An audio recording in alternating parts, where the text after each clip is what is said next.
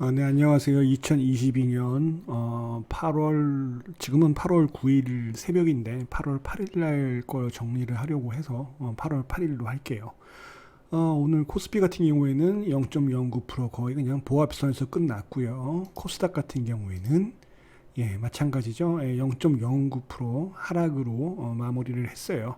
뭐 특별한 거 없이 그냥 눈치 보는 장이었고요. 뭐 수급만 보게 되면 코스피 같은 경우에는 뭐 외국인이 쭉 들어오고 있긴 하지만 그 매수의 규모 자체가 많이 크진 않죠. 코스닥 같은 경우에도 뭐 외국인이 들어왔다 나갔다 하고 있고 뭐 다른 주체들도 뭐 특별히 특별한 게 없어 보여요. 근데 지금 뭐 오랜만에 영상을 만들어서 뭐 하나 짚고 넘어가자면, 자, 과거 상승기에는 월봉으로 볼게요. 과거 상승기에는 이런 식으로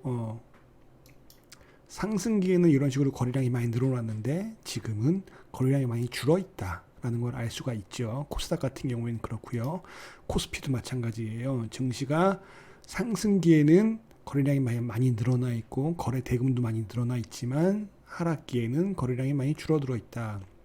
이거는 뭐 당연히 증시에서 사람들의 관심이 없어졌을 수도 있겠지만 이걸 유동성, 즉 돈으로 보는 거죠. 돈이 많이 들어오는 시기에는 당연히 증시가 올라가고, 지금은 긴축의 시기잖아요. 그러니까 돈이 많이 빠져나가는데 주가가 오르기는 만무하지 않을까요? 아무튼 뭐 그래서 이런 식으로 지금 흘러가고 있습니다. 뭐 전체적으로 눈치 보는 장세고, 중소형주 뭐 이런 애들만 지금 등락을 막 이렇게 크게 보여주고 있고, 대형주들은 뭐 그렇게 특별히 보이는 섹터들은 없죠. 코스닥이나 코스피나 둘 다 갭 하락 이후에 조금씩 밀어 올리는 그런 모습을 보여줬어요. 이거는 뭐 다른 이유가 있는 건 아니고, 어저께 이 필라델피아 반도체 지수를 보게 되면 어, 개파락 이후에 상승을 했지만 결국에는 하락 마감했죠. 오늘 같은 경우에도 개파락 이후에 계속 흘러내리고 잠깐 반등했다가 흘러내리는 그런 모습을 보여주고 있습니다. 내일도 반도체 섹터가 그렇게 좋을 거라는 생각은 안 드네요. 우리나라는 반도체 섹터의 그 비중이 크니까요. 그래서 이제 반도체 섹터의 종목들을 이렇게 한번 보게 되면 이런 식이었어요. 삼성전자도 하락하고 HPSP 뭐 이런 몇몇 종목들을 빼고는 전부 다 이렇게 하락을 보여줬죠. 저희에 드리고 있어요. 자, 이렇게 보게 되면 전부 다 거의 많은 종목들이 하락을 하는 모습을 보여주고 있습니다. 이런 식으로 보게 되면 몇몇 종목들, 램테크놀러지 이런 애들 조금 올랐고요. 나머지는 거의 다 반도체 섹터가 약한 모습을 보여줬었죠. 뭐 아무튼 그렇습니다. 그래서 잠시만요. 네, 오늘은 나스닥의 어떤 추세선이라던가 이런 걸 좀 보려고 하는데, 혹자들은 그런 말씀을 하시는 분들이 있어요. 차트에 줄긋고 이러는 게 무슨 의미가 있느냐. 근데 자기가 경험해보지 못한 거랑 모르는 거를 함부로 얘기하면 안 되는 거죠. 그리고 제 영상을 쭉 보신 분들이나 제 지인들은 알겠지만, 저는 차트로만 주식하지도 않고 거시경제로만 주식하지도 않고 뭐 이렇게 뭐 이렇게 어느 한 곳만 보면서 주식하는 걸 별로 좋아하지는 않고요. 여러 가지 것들을 다 고려해서 이렇게 하는 스타일이기 때문에 제가 요 차트를 얘기하면 그냥 이런 관점도 있다 이렇게 얘기하는 걸로 아시는 분들이 많으리라고 생각을 하겠습니다. 일단 시작하기 전에 짚고 넘어가려고 했던 거는, 일단 유동성은 곧 돈이다. 거래가 줄었다. 과거를 보면 상승 시기에 돈이 들어왔었다는 거, 이런 거 어제 며칠 전에 영상에서도 그 얘기를 했죠. 대세 상승장으로 바뀌려면 유동성이 공급되는 신호가 나와야지. 그래서 바닥을 잡고 올리는 모습을 보여줘야지. 유동성이 공급될 기대감이 생겨야지 그러니까 추세를 전환할 것이라고 얘기를 했고, 오늘 뭐 여러 가지 인플레이션 뭐 법안이라던가 뭐 반도체 법안이라던가 그런 것들이 미국에서 막 나오는 것 같기는 하더라고요. 뭐 일단 아무튼 그것도 경기 부양책이라고 볼 수 있겠지만, 그건 좀 더 지켜보려고 하고 있고요. 저는 맞아요. 지금이 싼 가격인 건 맞아요. 이렇게 보게 되면 싼 가격이 맞죠. 많이 떨어졌잖아요. 그쵸? 이렇게 보면 많이 떨어졌죠. 이렇게 보는 게 많이 떨어진 것처럼 보이겠지만, 이렇게 보면은 뭐야 이거 뭐 거의 2010 코로나 직전까지 코로나 직전의 고점까지도 거의 떨어진 상태죠. 예, 여기까지 떨어질 거라고 예상을 해서 저는 한 번 더 이렇게 하락을 예상을 하고 있지만 일단 이렇게 많이 떨어졌어요. 그래서 장기 투자하시는 분들은 지금도 충분히 싼 가격이니까 사면 되지 않겠느냐. 뭐 그것도 맞는 말이에요. 근데 정확하게 이제 얘기를 하자면 제 관점을 얘기하자면 내가 만약에 1,000만 원이 있다고 치고 지금 현재 주식 비중이 뭐 30%, 뭐 50%다. 그러면은 자기가 좋아하는 것들, 뭐 삼성전자니 뭐니 이런 애들 조금씩 사게 매수하는 건 나쁘지 않다고 생각을 해요. 조금씩 사게 분할 매수로 다가가면은 뭐 좀 더 하락하더라도 지금 어쨌든 자기가 지금 수익 구간이긴 조금 힘들 거 아니에요. 어떤 종목이든 간에. 물론 잘하시는 분들은 뭐 그렇지 않겠지만 잘하시는 분들은 예, 장기 투자하는 사람이 뭐 지금 뭐 수익이 수 있는 그런 가격대는 약간 아닐 것 같고요. 왜냐하면 고점 때도 삼성전자는 좋다고 하셨을 테니까. 아무튼 주식 비중이 30% 이하, 뭐 50% 이렇게 된다면 분할 매수는 충분히 할 수 있다고 생각을 하는데 대부분의 사람들이 주식 비중이 되게 꽤 클 거라고 생각을 해요. 주식 비중이 만약에 90%에 달한다면 그 10%의 현금을 언제 어떻게 쓰는 건지는 굉장히 중요하다고 저는 생각을 해요. 뭐 현달님 같은 경우에는 달봉이님 같은 경우에는 지금 아직도 현금 비중이 90% 정도로 갔다가 계속 유지를 하고 있는 것 같은데 제가 현금 비중 많이 갖고 있으라고 했는데 저보다 더 잘하시는 것 같아요. 뭐 아무튼 저는 지금 그 기준으로 말하고 있는 겁니다. 주식 비중이 많은 분들의 기준으로 말을 하고 있는 거고요. 중장기 수익 비중은 저도 많이 줄였어요. 반 비중 이하고 나머지는 거의 다 단타 트레이딩을 하고 있습니다. 상승기에 접어들게 되면 이런 상승기에 접어들게 되면 굳이 단타가 필요 없겠죠. 뭐하러 단타를 하겠습니까? 뭐 냅두면 올라가는데 다 지금은 그런 상황이 아니라는 거. 아직도 하락 추세고 여기서 전환을 하려면은 유동성의 신호가 나와야 되고 거래량도 늘어나야 되겠죠. 유동성이 들어온다. 돈이 들어오면 거래량은 당연히 늘어나겠죠. 그리고요, 8월 일정을 좀 간단하게 볼게요. 7일날 미국의 고용 동향 보고서가 발표가 됐죠. 요 내용은, 자, 요 기사를 보면 알 수가 있는데요. 여기를 보게 되면, 이것도 왜 이러나? 잠시만요. 됐다. 일단 7일날 발표가 됐었는데, 우리에게 경기의 침체가 다가오는 걸 부정하지 못하는 상황이다. 여긴 되게 좋게 나왔었잖아요. 그 내용을 좀 보자면 여기 다른 여러 유튜브에서 많이 발표를 했겠지만 비농업 취업자 수는 전월 대비 52만 8천 명이 늘어났다. 이는 시장 전망치를 2배 이상 웃돈 것이다. 이렇게 나와서 되게 잘 나왔다고 얘기가 됐었죠. 그 다음에 두 번째 내용은 또 쭉 한번 읽어보고 가죠.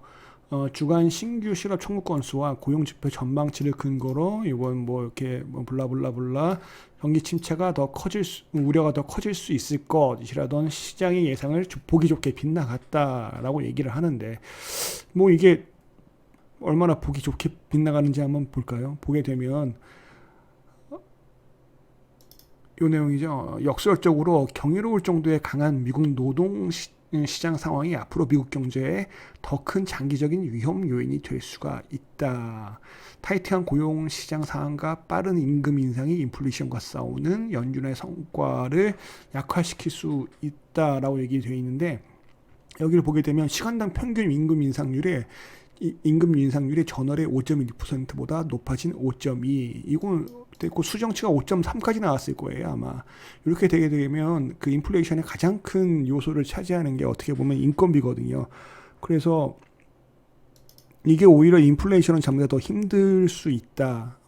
이런 얘기가 있는 거고 실업률이 낮아진 건 맞는데 참가율 또한 낮아졌죠. 참가율이 낮아지면서 사람들이 일을 안 하려고 한다라고 얘기가 돼 있고 여기엔 좀 안 나와 있지만 ECI 지수라고 있어요. 고용 비용 지수라고 하는데 기업과 정부가 민간 노동에 대해서 지불하는 그런 가격의 변동을 측정하는 지수인데 이게 1.3% 증가를 해서 역대 가장 높은 수치가 나왔어요.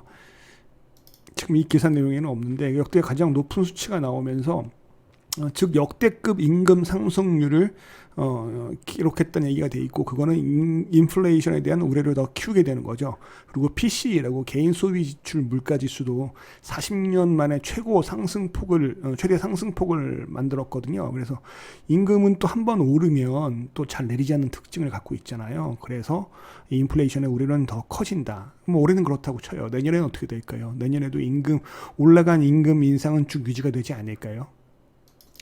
아까 만들었던 이 표가 이거 왔다 갔다 하면서 없어져가지고 제가 약간 멘붕이 왔습니다. 아무튼 그렇습니다. 그리고 이제 10일 날 뭐가 있죠? 10일 날 여기 보게 되면 제일 중요한 거죠. 미국 CPI 소비자 물가 지수가 발표가 됩니다. 네, 이게 미국 CPI 지수죠. 미국 CPI는 여태까지 지금 계속 금리 인상기에도 계속 오르고 있고요. 뭐 오르니까 금리 인상을 하겠죠. 그러니까 CPI는 계속 상승 추세에 있다는 거. 이게 이번에 얼마큼 꺾일지, 시장의 예상치보다 얼마나 좀 내려와서 형성이 될지는 모르겠지만, CPI 지표, 인플레이션 지표 중에 가장 대표적인 지표죠. 이게 10일 날 발표가 있습니다. 자, 그리고 11일 날 미국 생산자 물가 지수가 발표가 있습니다. 이거는 미국 노동부에서 발표하는 7월의 생산자 물가 지수인데요.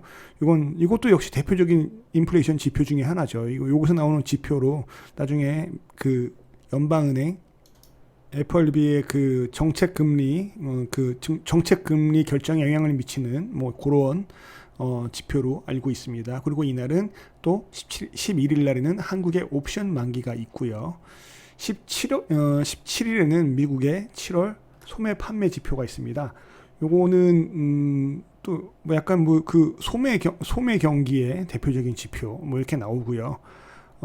경기 전반을 그러니까 소비에 대한 어떤 그 지표가 되겠죠. 지금 뭐 소비를 줄인다, 뭐 그러니까 소비를 억지로 누른다, 인플레이션을 잡기 위해서 소비를 누른다, 뭐 이런 말들 되게 많이 들리고 있잖아요. 그래서 뭐 그것도 한번 잘 보셔야 될 것 같고요. 그다음에 FOMC 의사록 공개가 있죠. 이날 FOMC 의사록 공개, 연준 위원들의 생각이 어떤지를 볼 수가 있는 거고요. 18일에는 미국의 7월 기존 주택 판매가 있습니다. 이거는 뭐 주택 판매 건수에 대한 그런 발표인데요.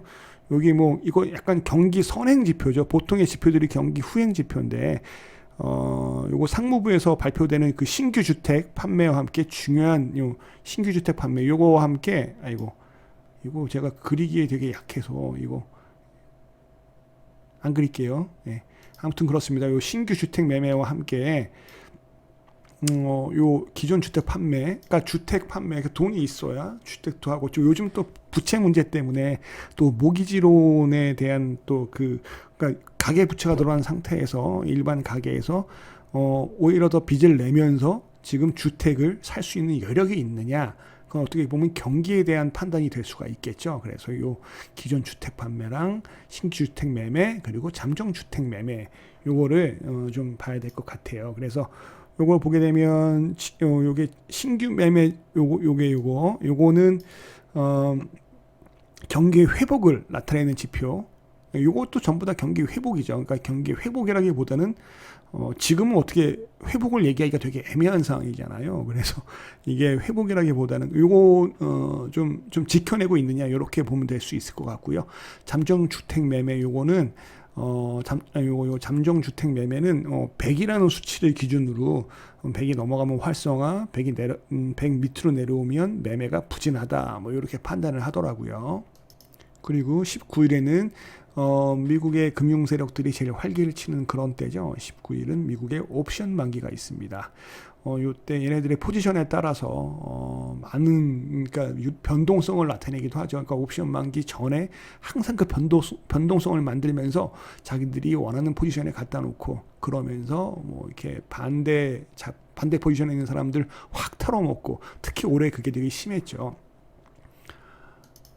예, 그리고 22일에는 중국의 대출 우대 금리 요게 있는데 이 중국 애들의 대출 우대 금리 이거 워낙 얘네들은 또 독고다 자기 마음대로 그냥 혼자서 가는 애들이라서 뭐 이것까지도 봐야 되나. 그런데 얘네들이 만약에 중국 증시가 흔들리게 되면 우리 증시에도 영향을 미쳐서 그냥 요때 요런 게 있다, 요렇게 변수로 작용할 수 있다, 요 정도만 보시면 될 것 같고요. 그 다음에 25일에는 미국 2분기 GDP 수정치가 있고요. 뭐 얘네들은 보통 세 차례로 걸쳐 발표를 하잖아요. 예비치, 수정치, 확정치를 발표를 하는데 이날 보여주는 거는 예비치 다음에 나오는 수정치입니다. 나중에 또 확정치가 나오겠죠.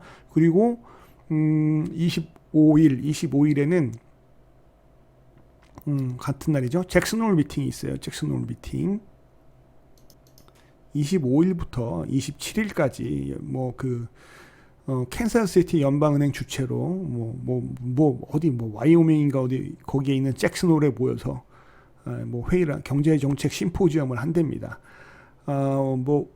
여담이지만 올해 잭슨홀 회의의 주제는 경제와 정책의 제약 조건 재평가, 코로나19 이후 높아진 인플레이션과 낮아진 성장, 높아진 금리 등의 제약 조건에서 통화 대정 정책에 대한 경제학적 관점에서 풀어낼 전망, 당연한 거 하는 거죠. 이날 우리나라 이창용 총재가 마지막 세션에 발표한다 이런 말도 있는데, 이날 우리나라 금통위도 있거든요. 금융통화위원회. 우리나라가 이때 어느 정도의 그 금리 인상을 할 건지 0.25로 한다고 얘기가 있었는데 0.25로 하게 되면 또 미국과 우리나라의 또 그 금리 역전이 더 심해지는 거 아닌가 이런 게 있는데, 이날 이거 하고 바로 미국 가서 잭슨홀 미팅에서 한다는데 잘 모르겠습니다. 참고로 미국의 FOMC에서 금리 결정하는 날은 8월에는 없어요. 8월에는 없고, 그래서 제가 8월에 반등을 하지 않을까라고 여러 번 얘기를 했었는데 7월에 많이 반등을 해서 8월달 지금 중순 넘어가면서 또 미국의 옵션망이 이때까지 또 변동성을 만들어내지 않을까라는 생각을 하고 있고요. 한국 금통위, 그러니까 미국의 그 FOMC는 참고로 9월 20일 날 열리고요. 20일, 그 다음에 11월 1일, 2일, 그 다음에 12월 13일. 이렇게 열리죠. 근데 11월 1일이니까 우리나라는 10월 말이니까 9, 그 다음에 10, 11, 12, 12월 13일 이렇게 열린다라고 하는데, 일단 9월에 열리는 거랑 11월에 열리는 거에서 어느 정도의 그 금리 인상을 하는지, 그때에 어떻게 될지는 저도 잘 모르겠어요. 그때는 안 가봐서 모르겠지만, 그래서 9월, 10월 이렇게 11월, 12월까지 쭉 있는데, 아마 잘 된다면 12월까지 해서 점점 더 금리 인상 폭을 또 줄이면서 이렇게 되지 않을까라는 생각을 해요. 이거 벌써 17분이라서 간단하게 차트 줄고는 거 이건 좀 다음에 시간 되면 하고, 다만 지금 요즘에 그 파월이나 옐런이 얘기하는 경기 침체가 아니고 그럴 염려가 없다라고 이렇게 얘기를 하는데, 그럴 염려가 없다면 부채 문제도 통제할 수 있다는 얘기가 돼야겠죠. 반대로 얘기하면. 그래서 이 부채 문제가 터지면 또 반대로, 그러니까 뭐든지 음이 있으면 양이 있고 양이 있으면 음이 있잖아요. 그래서 부채 문제, 경기 침체가 아니라면 부채 문제를 통제할 수 있다는 얘기가 될 거고, 반대로 부채 문제가 터지면 뉴딜 정책이랑 그다음에 경기 부양책에 대한 이슈가 또 그거에 대한 기대감이 또 떠오르겠죠. 근데 요 부채 문제 파동이 만약에 생긴다면 어느 정도 선에서 마무리될지는 저도 모르죠. 제가 경제학자도 아니고요. 다만 그럴 위험이 있으니 우린 조심하자 이런 개념인 거고요. 자산시장에서 얘네들이 그러니까 증거금 부족 사태가 나오고 연쇄 부실 이런 게 나오면서 어느 정도까지 이게 시장을 흔들 것이냐, 그리고 그걸 갖다가 연준이나 우리나라에서 정부에서 어느 정도 선에서 방어를 할 것이냐. 그러면 또 망가진 또 금융에 대한 대책들이 또 나올 것이고, 그게 곧 유동성이 될 것이고, 그게 어떤 국민들이나 사람들을 안심시키는 요소가